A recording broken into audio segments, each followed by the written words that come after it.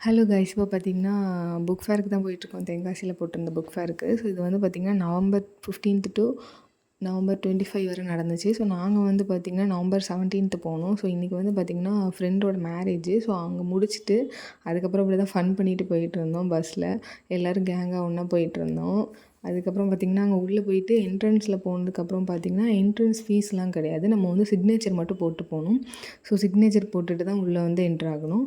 So sign பண்ணிவிட்டு நாங்கள் வந்து உள்ளே போயிட்டோம். உள்ளே வந்து புக் கலெக்ஷன்ஸ்லாம் செம்மையாக இருந்துச்சு. அதுக்கப்புறம் வெளியில் வந்து நம்ம ஃபோட்டோ ஸ்பாட்டு, அப்புறமா ஸ்கூல் ஸ்டூடெண்ட்ஸ்லாம் பண்ண ப்ராஜெக்ட்ஸ்லாம் வச்சுருந்தாங்க. செம்மையாக இருந்துச்சு பார்க்குறதுக்கு. சில்ட்ரன்ஸ்லாம் போனாங்கன்னா செம்மையாக என்ஜாய் பண்ணலாம். நல்லாயிருக்கும் போகிறதுக்கு. அப்புறம் பார்த்திங்கன்னா புக்ஸ் கலெக்ஷன்ஸுமே நிறைய சின்ன குழந்தைங்களுக்குமே நிறைய புக் கலெக்ஷன்ஸ் வச்சுருந்தாங்க. பெரிய பிள்ளைங்களுக்கு ரீட் பண்ணுற ஸ்டோரிஸும் இருந்துச்சு. அப்புறமா நம்ம டிஎன்பிஎஸ்சி அந்த மாதிரி எக்ஸாமுக்கு ப்ரிப்பேர் பண்ண அந்த புக்ஸும் இருந்துச்சு. எல்லா வெரைட்டிஸுமே இருந்துச்சு. பட் தமிழ் புக்ஸ் தான் ஃபுல் அண்ட் ஃபுல் இருந்துச்சு. இங்கிலீஷ் இருந்துச்சு. அது ஒரு 2-3 ஷாப்ஸில் இருந்துச்சு ஓரளவு.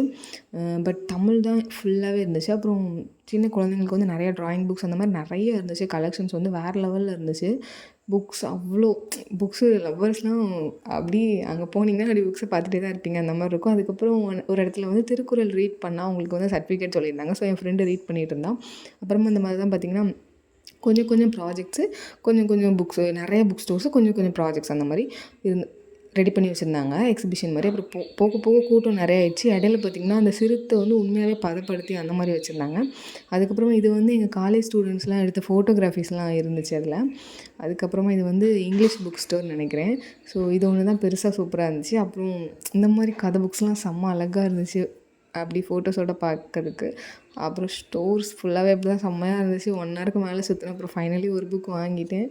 அதுக்கப்புறமா பார்த்திங்கன்னா நாங்கள் வந்துட்டு ஸ்மார்ட் பஸாருக்கு போயிட்டு அப்படியே அன்றைக்கி ஃப்ரெண்டு மேரேஜுக்கு போயிட்டு நல்லா ஊர் சுற்றினோம். தேங்க்யூ ஸோ மச் ஃபார் வாட்சிங் கைஸ்.